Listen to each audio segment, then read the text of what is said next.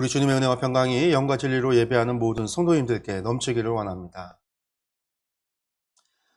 시작이 있으면 끝이 있다라는 이야기를 우리가 합니다.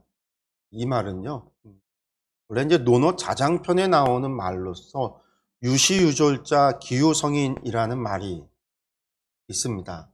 여기 보면 이 유시유졸자 기후성인이라는 말이 시작과 끝이 있는 사람은 성인뿐이다라는 말입니다. 논어에서는 유시유졸이라고 해서 시작과 끝이 있는 사람이라고 했는데, 이 말을 마오쩌둥이 빌어서 일체 과정도 유시유종이라고 바꿔서 사용을 합니다. 즉 일체의 과정에는 다 시작과 끝이 있다라는 말입니다. 여기에서 이제 유시유종, 시작과 끝이 있다라는 말이 나왔습니다. 그렇습니다. 코로나19의 시작이 있었듯이 그 끝도 반드시 있을 것이라 믿습니다. 충주의 확진자가 어제 하루에만 140명이 나왔고 전국적으로도 3만 명이 넘었다고 합니다. 숫자만 따진다고 한다면 정말 심해진 것 같지만 방역은 작년 이맘때보다는 강화되지 않아서 작년에는 바로 이 시기에 비대면으로 우리가 온라인으로 예배를 드렸지만 지금은 이처럼 함께 모여 예배를 드리고 있습니다. 요즘 이 오미크론이 확산의 주요 원인이라고 하죠. 오미크론은 그런데 다른 코로나 바이러스에 비해서 사망률이 낮고 중증 환자 발생도 낮다라고 합니다. 그래서 확진자는 많이 나오지만 사망자 수가 줄어들고 있고 중증 환자의 수도 줄어서 이제 다시 중증 환자 병동이 많이 남았다라고 이야기를 하고 있습니다. 그러다 보니까 이제 작년보다 덜 위협적이다 이렇게 생각을 하는 거죠. 백신 접종률이 90% 이상 넘어가는 나라들은 이미 일상으로 복귀가 시작이 되었다고 합니다. 우리나라는 아직 이제 80%대이지만 이제 멀지 않은 것 같습니다. 우리가 마지막까지 마스크 잘 쓰고 또 손 소독도 잘 하면서 방역에 잘 동참해서 이 빨리 코로나19가 끝나기를 소망합니다. 민수기 강해도 저희가 이제 끝을 향해 가고 있습니다. 이스라엘 백성들이 광야 생활을 시작한 지 40년이 지났습니다. 시작이 있었듯 이제 끝이 되었습니다. 광야 생활이 끝입니다. 지난주에 우리가 보았던 33장 1절에서 49절까지의 말씀은 그 40년의 광야 여정에 관한 회고였습니다. 40년간 41곳을 지나 이제 가나안 땅이 보이는 요단강 동편 모압 평야에 도달을 한 것이죠. 그렇게 광야 생활은 끝이 나지만 이제 새로운 시작이 있습니다. 그렇습니다. 끝은 언제나 새로운 시작과 연결이 됩니다. 이스라엘 백성의 목표가 요단강 동편이 모압 평야라고 했다라고 한다면 이야기는 여기서 끝이 날 겁니다. 그러나 모압 평야 역시 광야 생활을 마무리하는 장소이지 그들의 목표가 아닙니다. 이스라엘 백성의 목표는 가나안 땅이죠. 그 땅에서 하나님의 거룩한 백성으로서 하나님만을 섬기는 그러한 하나님의 나라를 이루어야 합니다. 그렇게 모압 평야는 광야 생활을 마무리하는 끝이면서 또한 요단강을 건널 준비와 정복 전쟁을 준비하는 그러한 새로운 시작을 준비하는 곳이기도 합니다. 이곳에서 이제 광야 해고에 이어서 이 가나안 정복 명령을 하나님께서 이스라엘 백성에게 내립니다. 단순히 가나안 땅을 정복하고 차지하는 것이 아니라 그 땅을 정복하고 그 땅의 우상을 파괴하고 또 그 땅의 우상 숭배와 우상 문화를 제거하여 하나님의 나라, 하나님만을 섬기는 나라, 세상과 구별된 거룩한 나라를 세울 것을 명령하고 계십니다. 그 명령이 오늘의 말씀을 통해서 이스라엘 백성에게 주어지고 있습니다. 그런데 이 명령에 담겨져 있는 하나님의 뜻은 단순히 가나안 정복을 해야 하는 이스라엘 백성들에게만 해당하는 말씀이 아닙니다. 그것은 오늘날 이 세상에서 살아가는 우리를 향한 우리에게도 해당되는 말씀입니다. 하나님께서 세우시기 원하시는 하나님의 나라, 그 거룩한 백성의 삶은 지금도 유효한 말씀이고 명령이기 때문입니다. 오늘의 말씀을 통해서 거룩한 백성들의 거룩한 나라를 세우시기 원하시는 그 하나님의 마음이 깨달아지고 믿어지는 은혜가 있기를 원합니다. 그리고 나아가 오늘 우리 시대에 거룩한 하나님의 백성으로서 그리고 거룩한 주님의 몸된 교회의 지체들로서 우리가 어떻게 살아가야 할지를 배우는 복된 시간이 되기를 간절히 소망합니다. 우리 말씀을 다시 한번 또 보도록 하겠는데요. 그 50절의 말씀을 먼저 보겠습니다. 여리고 건너편 요단강가 모압 평야에서 주님께서 모세에게 말씀하셨다. 아멘. 예, 오늘 말씀은 이스라엘 백성들이 가나안 땅이 바로 눈앞에 보이는 그 모압 평야에 진을 쳤을 때의 이야기입니다. 이때 하나님께서 모세를 불러서 말씀을 주십니다. 그 주신 말씀은 가나안 땅에 들어가서 지켜야 할 것에 대한 명령입니다. 그들이 행해야 될 것에 대한 명령인 거죠. 그러니까 이것은 해도 되고 안 해도 그만인 것이 아니라 반드시 해야 되는 하나님의 명령입니다. 우리가 이 말씀의 상황에 대해서 잠시 상상을 한번 해보겠습니다. 그런데 이스라엘 백성들이 모압 평야에 진을 쳤고요. 이 모압 평야라고 하는 것은요, 바로 앞에 강이 있고 그 강 건너편에는요, 우리가 너무나 잘 아는 여리고가 있습니다. 여리고 뒤로는요, 신약 시대의 시험산이라 불리우는 높은 산이 있습니다. 뿐만 아니라 그 강 바로 건너편 강가는 이스라엘 백성들이 건너가서 이제 할례를 행하는 길갈이라고 불리우는 땅이기도 합니다. 여러분들 정말 그 약속하신 땅이 눈앞에 펼쳐져 있습니다. 그런데 그것을 보는 이스라엘 백성들의 모습은 어떠했을까요? 네, 분명 그들은 기쁨과 흥분으로 가득 차 있었을 겁니다. 지난 40년 동안의 기나긴 그 광야 생활을 끝마치고 그토록 바라던 가나안 땅을 바라보게 되었으니 이것이 얼마나 기쁘고 가슴이 설레었겠습니까? 그들의 마음속에는 이제 모든 고생이 끝나고 약속의 땅에서 하나님께서 주시는 풍성한 복을 받아 누리는 그러한 희망으로 가득 차 있었을 겁니다. 이제 정말 고난 끝, 행복의 시작입니다. 그런데 바로 그 시점에 하나님께서 이스라엘 백성들을 향해서 너희가 가나안 땅에 들어가서 행해야 할 것들, 지켜야 할 것들이 있다라고 명령을 내리고 계십니다. 그런데 이것이 무슨 의미입니까? 왜 이 시점에 하나님은 그 말씀을 하시는 걸까요? 들떠있는 그들, 여러분들 기뻐하는 그들에게 그냥 찬물을 끼얹듯이 가나안 땅에서 지켜야 할 것을 명령하시는 의도가 무엇일까요? 여러분들 그것은요, 끝이 아닌 새로운 시작임을 알려주고자 하시는 것입니다. 그렇습니다. 그들이 가나안 땅에 들어가는 것만으로 여러분들 고난 끝, 행복 시작이 아닙니다. 모든 고난이 끝나고 복을 누리게 되는 것이 아니라는 이야기입니다. 우리가 이제 정말 시작입니다. 그렇게 바로 이 시점에서 하나님께서는 이스라엘 백성들을 향하여 명령하시며 또한 경고하고 계시는 겁니다. 기뻐하는 이스라엘 백성들에게 경고의 말씀을 하시는 그 하나님의 마음을 우리가 잘 알아야 합니다. 이것은 오늘 우리에게 있어서 남 이야기가 아니라 과거의 이스라엘의 이야기가 아니라 바로 우리를 향한 이야기이기도 하기 때문입니다. 성도 여러분, 우리는 예수 그리스도를 통해서 구원을 얻고 하나님으로부터 천국에 대한 약속을 받았습니다. 그러나 이것으로 끝이 아니다라는 거예요. 우리가 하나님으로부터 받은 천국의 약속을 받아서 누리기 위해서는 계속해서 많은 신앙의 노력과 수고를 기울여야 한다는 이야기입니다. 그렇습니다. 예수님을 믿어서 구원을 받았다는 것이 끝이 아닙니다. 20대에서 탈출했다 하여 끝이 아닙니다. 요단 동편 모압 평야에 도착해서 끝이 아닙니다. 지켜야 하는 것이 있습니다.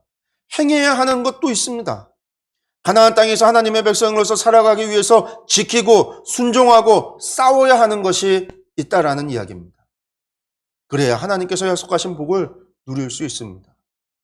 성도 여러분, 사실 복은 받는 것보다 그것을 지키는 것이 더 어렵습니다. 그래서 어떤 사람들은 게으름 때문에 하나님께 받은 물질의 복을 지키지 못하는 사람도 있습니다.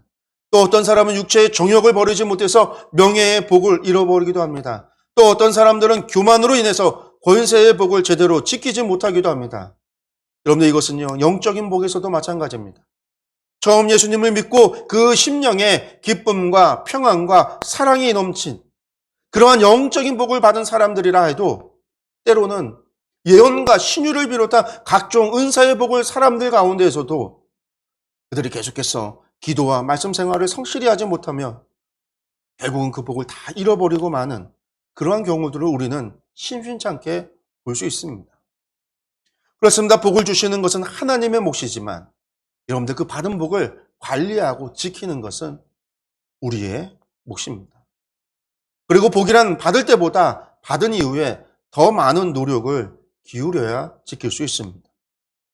복을 받기 전보다 더 신앙적으로 부지런하고 죄악을 멀리하며 헌신과 충성을 바칠 때에 우리가 받은 복을 온전히 지키고 누릴 수 있는 겁니다. 오늘 여러분, 지금 여러분에게 하나님께서 주신 복이 있다라면 그것을 지금 누리고 있는 것으로 만족하지 마십시오. 그것을 지키기 위해 더 깨어 기도하고 충성하며 믿음에 서기 위해 노력하십시오. 그렇지 않으면 언제 사단이 우리의 마음을 틈타 그 복을 빼앗아 갈지 모릅니다. 언제 시험과 유혹에 쓰러지고 넘어져 그 받은 복을 다 잃어버릴지 모릅니다. 그렇기에 늘 영적인 생활에 힘쓰고 말씀에 따라 바른 삶을 살기 위해 애쓰고 노력해야 합니다. 그것이 하나님께서 주신 복을 영원히 받아 누리는 비결입니다.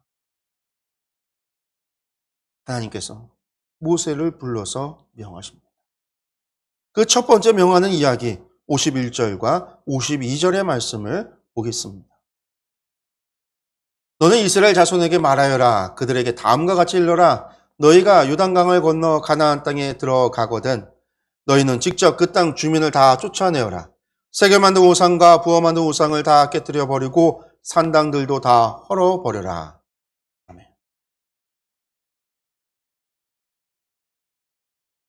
51절, 52절 말씀, 특별히 52절 말씀이 오늘 본문의 핵심이에요. 이 52절의 말씀을 보면 하나님께서는 이스라엘 백성에게 가나안 땅에 들어가서 가장 먼저 그 땅 주민을 다 쫓아내고 새겨 만든 우상과 부어 만든 우상을 다 깨뜨려 버리고 그 산당들도 다 헐어버려라 이렇게 말씀하고 계십니다. 여기에 우리가 새겨드려야 하는 하나님의 뜻이 있습니다. 먼저 너희는 직접 그 땅 주민을 다 쫓아내어라 이렇게 하나님께서 말씀하고 계십니다. 여러분들 사람들을 쫓아내야 하는 이유가 무엇일까요? 그런데 그들을 종으로 삼아서 부려도 되고 그들을 곁에 두고 상조할 수도 있습니다. 그런데 그들을 이스라엘 백성이 사는 땅에서 다 쫓아내라고 명령하고 계십니다. 그런데 이 말은요, 사람만 쫓아내라는 말일까요? 그러면 그렇지 않습니다. 사람을 쫓아내라는 말은요, 그 사람들이 그 땅에 살면서 행하던 모든 문화와 관습을 다 내다버려라 라는 이야기입니다. 그들로부터 어떠한 영향도 받지 않도록 그들을 쫓아내라 라는 이야기입니다. 당시 가나안 땅에 살던 족속들은 극도로 문란한 성적 타락을 비롯해서 도덕적으로도 매우 타락했습니다. 레위기에서 그 많은 가나안 족속의 죄란 온갖 성적인 죄였습니다. 또한 그들은 자녀들을 자신들이 믿는 우상에게 바치는 인신공양도 자행하던 이들이었습니다.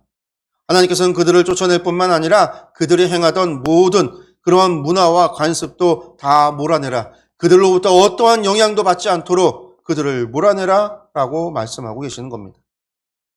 이는 앞으로 이스라엘 백성이 그리고 오늘날 그리스도의 몸된 지체가 된 성도가 하나님의 백성으로서 이 세상에 속하여 살아갈 때 어떻게 살아가야 하는지에 대한 영적인 교훈을 우리에게 줍니다. 그래서 하나님의 백성은 그의 삶 속에서 하나님을 믿지 않는 세상 사람들의 악한 문화와 관습을 몰아내야 한다는 거예요. 세상에 영향을 받아서 우리가 세상과 같이 물들어야 되는 존재가 아니라 우리는 세상을 우리와 같이 물들어야 되는 그리스도로 물들이는 사람들이 되어야 한다는 이야기입니다. 그렇습니다. 우리의 삶 속에 여전히 하나님을 믿지 않았을 때에 세상 사람들과 똑같이 행하던 모습들이 남아있다라고 한다면 진정한 하나님의 백성이라고 할 수는 없을 겁니다. 그런데도 많은 사람들이 하나님을 믿는다고 하면서 과거에 행하던 습관과 행동에서 벗어나지를 못하고 살아가는 것을 봅니다. 남을 미워하고 시기하는 것은 물론 술과 담배와 누름을 즐기며 심지어는 해서는 안 돼 성적인 죄까지 서슴지 않고 범하는 것도 봅니다. 그러면서도 교회에 오면 하나님 앞에 기도하고 찬양하며 스스로 하나님을 믿는다라고 고백을 합니다. 그러나 하나님께서는 결코 그런 사람들의 기도와 찬양과 고백을 받지 않으십니다. 그런데 그것은 오히려 하나님을 기만하는 행위일 뿐입니다. 회개하지 않는 기도와 찬양, 그것은 바로 위선자의 모습입니다. 그처럼 겉과 속이 다른 이들을 향해서 예수님께서는 외식하는 자들, 회칠한 무덤과 같은 자들이라고 하며 분노하시고 저주하셨습니다. 결국에는 그들의 위선은 하나님의 진노를 부를 뿐입니다. 여러분들, 진정한 믿음은 형식적인 기도와 찬양이 아닙니다. 믿음은 그의 삶 속에서 하나님을 믿지 않을 때 즐기던 모든 세상의 관습을 버리는 것으로 인정받을 수 있습니다. 그래서 사도 바울은 썩어져가는 구습을 쫓는 옛사람을 벗어버리고 의와 진리의 거룩함으로 지으심을 받은 새 사람을 입으라, 이렇게 권고했습니다. 그럴 때 비로소 우리는 거룩한 자가 되고 거룩한 하나님의 백성이 될 수 있기 때문입니다. 그러므로 성도 여러분, 아직까지 여러분의 삶 속에 버리지 못한 세상의 구습이 남아있다고 한다면 여러분들 지금 당장 버리시기 바랍니다. 이제는 과거의 죄악된 습관과 세상 사람들이 행하는 모든 악한 행동들로부터 벗어버리고 말씀 안에서 거룩함과 의로운 습관을 가지십시오. 그럴 때 거룩하신 하나님께서 여러분과 함께 하시며 여러분의 삶을 복으로 가득 차게 하실 겁니다. 우리가 또 두 번째 생각할 교훈은요, 하나님께서는 새겨 만든 우상과 부어 만든 우상을 다 깨뜨려 버리고 산당들도 다 헐어버리라, 이렇게 명령하고 계시다라는 겁니다.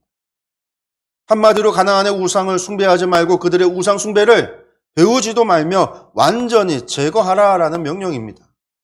그렇습니다. 이스라엘은 오직 하나님만 섬기며 어떤 경우에도 우상을 숭배해서는 안 됩니다. 그런데 우리는 이 말씀을 보면서 우상 숭배를 우리와는 아무 상관이 없는 무관한 말씀이라고 생각하는 경우가 있습니다. 왜냐하면 오늘날 성도들 가운데 눈에 보이는 우상을 숭배하는 사람은 거의 없기 때문입니다. 그러나 이 말씀은 오늘 우리를 향한 분명한 명령이기도 합니다. 우리는 비록 눈에 보이는 우상은 섬기지 않지만 우리 가운데는 우리가 깨뜨려야 되는 우상이 분명히 있습니다. 우리는 흔히 우상이라고 하면 어떤 사물을 형상화해서 만들어 놓은 것을 우상이라고 생각합니다. 물론 틀리지 않은 말입니다. 숭배할 목적으로 금이나 돌이나 나무 등으로 만든 것, 부처의 상과 같은 그 모든 것이 다 우상입니다. 그러나 성경에서 말하는 우상은요, 그 범위가 보다 광범위합니다. 성경에서 말하는 우상은 하나님보다 더 사랑하는 모든 것을 포함하기 때문에 그렇습니다. 하나님보다 더 사랑하는 것, 여러분, 그것이 우상이라고 성경은 말합니다. 하나님보다 더 귀하게 여기는 것, 여러분, 그것이 우상이라는 겁니다. 그런 의미에서 사도 바울은 우리가 가지고 있는 탐심까지도, 우리가 부리는 욕심까지도 우상 숭배라고 골로새서에서 말씀하고 있습니다. 그러므로 우상은 눈에 보이는 어떤 형상뿐만이 아니라 우리가 추구하는 명예나 권력, 우리가 중요하게 여기는 배우자나 자녀, 부와 재산, 쾌락과 사업, 좀 더 좋은 차, 넓은 집, 출세를 위한 좋은 인맥, 좋은 학교, 더 나은 학위, 좀 더 좋은 직장, 심지어는 술과 담배, 그리고 도박에 이르기까지 우리가 하나님보다 더 사랑하고 하나님보다 더 중요하게 여기고 하나님보다 더 귀하게 여기는 것, 여러분, 그 모든 것이 오늘 우리의 우상인 겁니다. 성도 여러분, 이처럼 우상은 꼭 만들어진 것뿐만이 아니라 우리 마음속에도 존재한다라는 사실을 깨달아야 합니다. 따라서 성도들은 그러한 우상이 우리 마음속에 자리 잡고 있다라고 한다면 우리의 우상 숭배를 받고 있지는 않는지 우리가 살펴야 합니다. 왜냐하면 이 우상 숭배는 하나님께서 분명하게 금하신 것이기 때문입니다. 뿐만 아니라 우상 숭배자는 결단코 하나님의 나라에 들어갈 수 없기 때문입니다. 만일 우리의 마음 가운데 하나님보다 더 사랑하는 우상이 있다라고 한다면 하나님의 명령에 따라 그러한 우상을 단호하게 깨뜨려야 합니다. 가장 값진 것을 얻기 위해 불필요한 것을 버리듯 우상을 깨뜨려 버리고 헐어버리고 가장 귀하고 값진 영원한 하나님의 나라의 거룩한 백성들이 되시기 바랍니다. 마지막으로 하나님께서는 이스라엘 백성에게 명령하시면서 강조해서 말씀하십니다. 다 쫓아내고 다 깨뜨리고 다 헐어버리고입니다. 여기서 다라는 말은 완전히 하나도 남김없이라는 의미입니다. 100%라는 것이죠. 즉 하나님께서 이스라엘 백성들에게 가나안 땅에서 주민과 우상을 몰아내되 하나도 남김없이 완전하게 100% 없애야 한다라는 것을 강조하고 계신 겁니다. 성도 여러분, 하나님께서 왜 이토록 다라고 하는 말씀을 거듭 강조하여 말씀하고 계시는 걸까요? 여러분, 이것은 죄가 지니는 가공할 만한 그 파괴성 때문입니다. 죄는 아무리 작은 것이라도 큰 공동체를 무너뜨리기에 충분한 힘을 가지고 있습니다. 그래서 죄를 없앨 때는 아무리 하찮게 생각되는 죄라도 철저하게 없애야 하는 겁니다. 그런데 많은 성도들 가운데 죄에 대해서 잘못된 생각을 가지고 있는 분들이 있습니다. 예를 들어 살인이나 강도, 간음과 같은 죄에 대해서는 심각하게 생각을 하면서도 다른 이들에게 거짓말을 한다든지 혹은 남을 시기한다든지 남을 미워한다든지 남에게 분노하는 것에 대해서는 별로 대수롭지 않게 생각을 합니다. 그러나 이런 태도야말로 성도로 하여금 큰 죄에 빠지게 하는 결정적인 원인이 됩니다. 사단이 성도들을 죄로 유혹하는 가장 큰 전략이 무엇인지 아십니까? 여러분들, 그것은요, 죄를 짓게 하는 것이 아니에요. 작은 죄를 대수롭지 않게 여기도록 하는 겁니다. 그러면 바늘도둑이 소도둑이 된다라고 하는 우리 속담처럼 처음에는 대수롭지 않게 작은 죄를 짓다가 결국 어느 순간에 큰 죄도 서슴지 않고 짓게 되는 겁니다. 성도 여러분, 아무리 작은 죄라도 결코 가볍게 여기지 마십시오. 아니, 죄는 작은 죄, 큰 죄가 따로 있을 수 없습니다. 모든 죄가 하나님 앞에서 심각한 죄라는 사실을 기억하셔야 합니다. 그래서 어떤 죄라도 경계를 늦추어서는 안 되고 두렵고 떨리는 마음으로 범죄하지 않기 위하여 최선을 다해야 합니다. 그럴 때 우리는 죄의 유혹으로부터 우리 자신을 지킬 수 있습니다. 또한 죄의 결과인 무서운 하나님의 심판으로부터 우리 자신을 보호할 수 있습니다. 부디 오늘의 말씀을 마음에 새기고 명심하시기 바랍니다. 이 정복에 대한 명령을 하신 다음에 그 다음에 다시 한번 땅의 소유에 관해서 말씀하고 계십니다. 그것이 53절과 54절의 말씀입니다. 내가 그 땅을 너희의 소유로 준 것이니 너희는 그 땅을 차지하고 거기에서 정착하여라.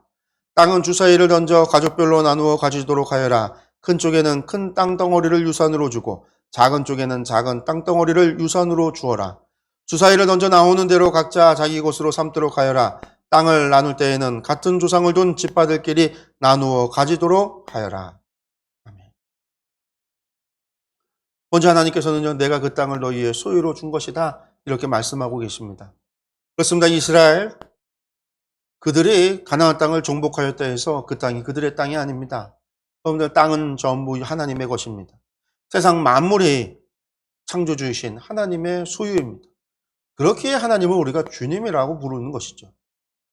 그렇게 그 땅을 나누어 주는 것도 하나님의 뜻대로입니다. 그런데 하나님께서 세우신 원칙은 주사위를 던져서 가족별로 나누어 갖게 하는 것이었습니다. 이때 가족의 수가 많으면 땅을 많이 갖고 가족의 수가 적으면 적게 갖도록 그 가족의 수대로 땅을 나누도록 했습니다. 즉 공평하게 땅을 나누도록 한 겁니다. 지도자라고 해서 더 많이 갖거나 힘이 세다고 해서 좋은 땅을 차지한 것이 아니라 오직 가족의 수에 따라서 그리고 주사위를 던져 나오는 수대로 기업을 받았습니다. 그런데 이것은 하나님 나라의 기본 원리가 평등이라는 사실을 우리에게 가르쳐 주는 겁니다. 특히 이스라엘 자손들이 경제적인 면에서 평등을 이루었다라는 것. 당시에는요, 땅을 가지는 게 경제적인, 땅의 소산을 통해서 경제적 무엇인가를 생산하니까 이 땅을 나눈다는 것이 경제적인 면에서 지금 평등을 이루었다라는 겁니다. 그런데 이것은 중요합니다.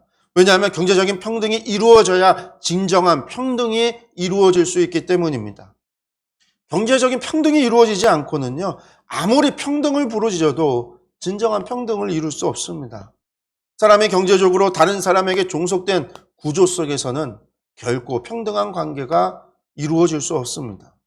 토지 소유가 대부분 왕에게 귀속된 왕권 사회나 영주 등의 귀족에게 귀속된 봉건 사회에서 평등을 이룰 수 없는 이유가 바로 여기에 있습니다. 그럼 오늘날 자유시장 경제에서 평등을 구호로 외치지만 결국은 재물을 가진 자와 갖지 못한 자의 차별이 있을 수밖에 없는 거예요. 그런 의미에서 이스라엘의 토지 분배는 하나님 나라의 평등의 원리를 가장 뚜렷이 보여주는 증거입니다. 그렇습니다. 하나님 나라에서는 평등의 원리가 그 사회를 지배합니다. 하나님 나라에서는 누구나 동일한 권리와 의무를 가지고 어떠한 차별도 없습니다. 이러한 평등한 사회를 이루는 기초가 토지의 균등한 분배와 함께 바로 이웃을 내 몸과 같이 사랑하라고 하는 계명에서 완성이 되는 겁니다. 그런데 여러분, 우리는 교회를 영적인 이스라엘이라 이렇게 이야기합니다. 오늘날 하나님의 나라는 그리스도의 몸된 교회 공동체라고도 이야기합니다. 그렇다고 한다면 우리 교회 공동체가 평등의 원리를 지키고 있는지 우리는 살펴야 합니다. 가난한 자, 부한 자, 힘 있는 자, 악한 자에 대한 차별이 있어서는 안 됩니다. 서로가 서로를 진심으로 사랑하고 섬기며 형제의 부족함을 함께 채우며 돌아볼 수 있어야 합니다. 나아가 교회는 세상을 향하여서도 교회 형제를 대함과 같이 대함으로 하나님의 사랑을 전하고 하나님의 나라가 이처럼 아름다운 평등한 공동체임을 나타내야 합니다. 그렇습니다. 세상이 유토피아라고 이야기하고 천국이라 이야기하고 극락이라 부르는 곳의 모습이 이러한 평등한 사회입니다. 그러나 여러분들, 그들은 가짜입니다. 진정한 유토피아가 아닙니다. 참된 유토피아, 진정한 천국은 오직 하나님의 나라뿐입니다. 저와 여러분은 그러한 하나님 나라의 백성으로 택함을 받았습니다. 그러므로 우리는 하나님 나라의 백성으로서 세상이 부러워하고 세상이 그토록 소망하는 하나님의 나라를 우리의 삶을 통해서 보여주어야 합니다. 그것이 하나님께서 우리를 택하신 이유입니다. 사랑하는 성도 여러분, 사도 베드로는 성도를 가리켜 택하신 족속이요 왕같은 제사장들이요 거룩한 나라요 그의 소유된 백성이다 했습니다. 하나님 나라에 어울리는 참된 백성들이 되기를 소원합니다. 세상이 부러워하는 하나님의 나라를 우리 교회가 이루어가기를 간절히 소망합니다. 차별이 아닌 평등한, 사랑으로서 평등하고 형제 사랑하기를, 내 몸과 같이 사랑할 수 있는 우리 교회가 되기를 간절히 축원합니다. 이제 마지막 말씀인데 앞서 52절에 하셨던 말씀에 대한 부연 선명, 경고의 말씀입니다. 55절과 56절입니다. 너희가 그 땅의 주민을 다 쫓아내지 아니하고 너희와 함께 있도록 허락하였다가는 그들이 너희 눈에 가시가 되고 옆구리를 찌르는 바늘이 되어서 너희가 살아갈 그 땅에서 너희를 괴롭힐 것이다. 그것뿐만 아니라 나는 그들에게 하기로 계획한 것을 그대로 너희에게 하겠다. 아멘.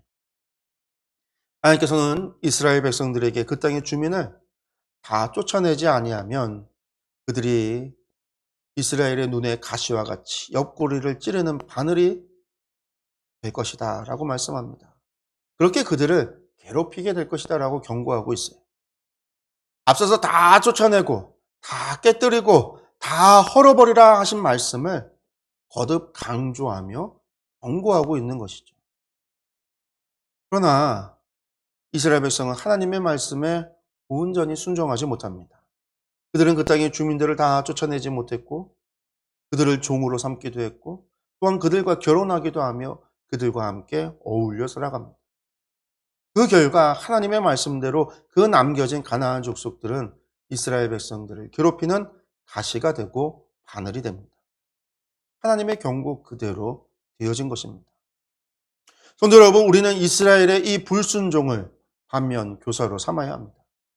우리가 삶에서 죄를 완전히 제거하지 못하면 여러분들 그 남겨진 죄악이 결국은 우리의 사람을 괴롭히고 어렵게 만드는 가시가 되고 바늘이 될 것입니다. 그런데 그럴 수밖에 없어요. 왜냐하면 하나님께서 가장 싫어하는 것이 죄이기 때문입니다. 하나님께서는 당신의 백성들에게 죄가 남아있는 것을 그냥 두고 보시지 않습니다. 그냥 놔두시지 않습니다. 어떤 방법으로든지 그가 자신의 죄를 깨닫고 회개하여 그 죄를 버리도록 하십니다. 그래서 성도가 죄를 깨닫게 하시기 위해서 때로는 하나님께서 우리에게 고난을 주시기도 하시는 것입니다. 뿐만 아니라 우리가 아무리 기도를 해도 하나님의 응답을 얻지 못할 때가 있습니다. 이 또한 우리에게 죄가 있기 때문일 수 있어요. 그렇습니다. 우리에게 남겨진 죄가, 우리가 해결하지 못하는 죄가 가시가 되고 바늘이 되어 우리를 괴롭히고 하나님과 우리와의 사이를 단절시키는 것입니다. 성도 여러분, 만일 지금 여러분의 신앙 속에서, 여러분들의 삶 속에서 기도에 대한 하나님의 응답이 이루어지지 않거나 예상치 못한 고난들이 닥쳐오고 도무지 그 고난들이 해결될 기미가 보이지 않다라고 한다면 먼저 여러분들 속에 남아있는 가시가 있는지 바늘이 있는지 여러분들의 삶을 되돌리고 여러분들의 죄가 없는지를 살펴야 합니다. 만일 제거되어야 할 죄가 아직 남아있다라고 한다면 그 죄가 여러분의 삶의 가시가 되어 하나님의 복을 얻지 못하게 하고 오히려 고난을 당하게 하는 원인이 될 가능성이 큽니다. 그러므로 여러분의 삶이 가시에 찔려 아파하는 고통스러운 삶이 되지 않기를 원하신다라고 한다면 가장 먼저 여러분에게 남아있는 죄를 회개함으로 제거하시기 바랍니다. 그러면 그때부터 하나님께서 여러분의 기도에 응답해 주시고 여러분의 삶에 닥친 고난과 고통의 문제도 하나도 남김없이 해결해 주실 겁니다. 사랑하는 성도 여러분, 흔히들 이 세상은 전쟁터고 삶은 전쟁이라고 이야기합니다. 그렇습니다. 시험과 취업과 사업 등 현대를 살아가는 사람들은 목숨을 걸고 다른 사람들과의 생존 경쟁에서 이기기 위해 힘겨운 삶을 살아갑니다. 그러나 하나님의 백성인 우리들에게는 더 중요한 것이 있습니다. 더 힘든 전쟁이 있습니다. 그것은 바로 죄와의 영적인 전쟁입니다. 그리고 그 모든 전쟁이 그러하던 영적 전쟁에 있어서도 승리가 아니면 패배밖에는 없습니다. 우리 삶 속에 우리를 노리는 죄의 세력들을 완전히 쳐서 무찌르지 않으면 죄로 인해 죽을 수밖에 없는 겁니다. 성도 여러분, 비장한 각오로 죄의 세력에 대해서 싸워 나아가시기 바랍니다.